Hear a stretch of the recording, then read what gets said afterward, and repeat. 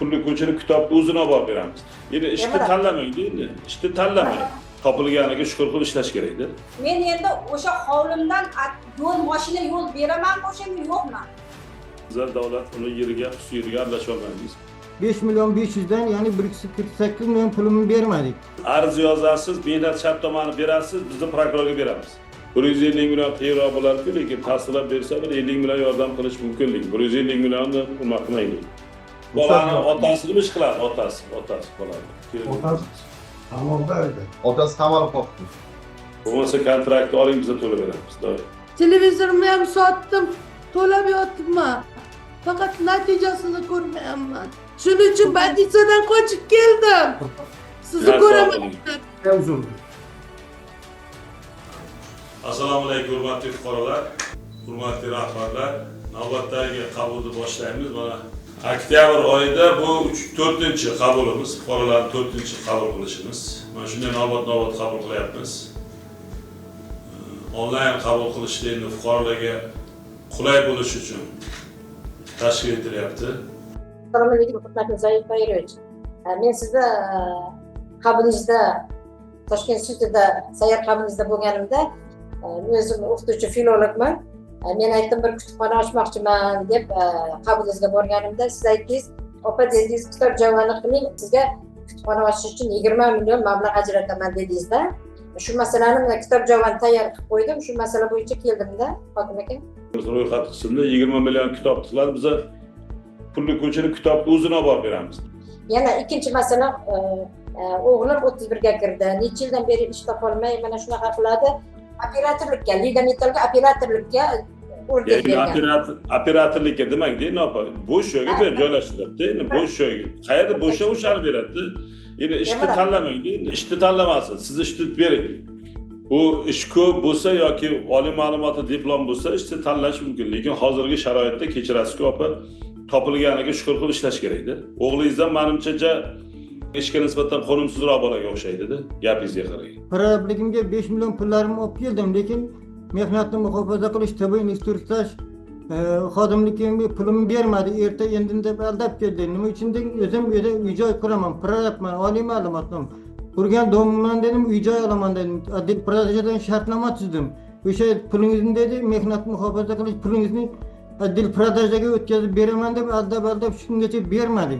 27 oy 5 milyon 500'den yani 148 milyon pulumu vermedik. Arz yozasiz, mehnat shartnomani berasiz, bizni prokurorga beramiz. Mehnat shartnomasi bilan ariza bering, tamom. Bormi shartnoma? Bor. Rahmat katta. Bo'ling. Kelinlar olamdan o'tgan, nevaralari qolgan. Ularning nevaralari litseyda o'qiydi. Yillik kontrakti 13,5 million. Lekin bola 3-sinf, 9 yosh. Bizda yoshlarni kontraktni to'lab berish qonunida 14 yoshdan 30 yoshgacha degan punkti bordi. Chunki yoshlar bularga mablag' ajrata olmayapti. Bolani otasini ish qiladi, otasi bolani. Otasi qamoqda edi. Otasi qamalib qolibdi. Bo'lmasa kontraktni oling, biza to'lab beramiz. Doim shartli, byudjetdan to'lab beramiz. Rahmat. Sizga iltimos bilan chiqishga majbur bo'lyapman. Xo'p, bemalol, marhamat. Bizga davlatdan uy berilgan, yer. Deddomlik bo'yicha yer bergan bizga ko'chamizda kadastr ham qilingan, bu tarafi ham. Imенно Sizda uyingiz yo'q, bo'sh yer turibdi, to'g'rimi? O'shani aytyapsiz, bo'sh yer. Uyim bor. Bitgan, qurilgan. Faqat kadastr qila olmayapmiz. Nima? O'sha Suvli yer deb qilmayapti. Suvli yer deb qilmayapti. Qaror bilan berganmiz sizga yer. Qilmayapman. Gangrena bo'lib qolganman. Sudga topshirdik biza. Televizorimni ham sotdim, to'lab yotibman. Faqat natijasini ko'rmayapman. Rustam, mana guruh vahidada Fayziyev yoz, ertaga joyiga borib ko'rsin, nimaga taklif bersin. Rustam borib ko'rsin, mutaxassis borib ko'rib, menga yozma ravishda axborot bering. Bo'ladi, rahmat. Viloyat kadastrning rahbari odam boradi, komissiya yuboramiz. Qonuniy bo'lsa, sizda bunga tur beramiz, qonuniy bo'lsa.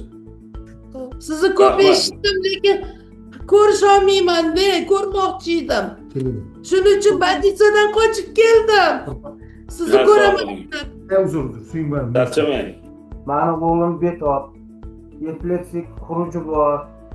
Shuni Hindistonga olib borib davolab kelishimga ozgina mablag' yetishmovchilik bo'lyapti. Qancha pul to'g'risida gaplashamiz? Masalani bir ko'rib yordam qiling, iltimos. 150 million to'g'risida gap ketyapti Zardosh. Shunaqa. O'zimizda qilolmas ekan buni o'zimizda. O'zimizda ham bo'lar ekan, u stimulyator qo'yar ekanda, yana takrorlanishi mumkin deyapti. Oblzrat birinchi o'rinbosari yozib bor menga bitta xulosa bersin. Baribir harakat qilganda 150 million qiyinroq bo'lar-ku, lekin tasdiqlab bersa bir 50 million yordam qilish mumkinlik. 150 millionni hurmat qilmaylik.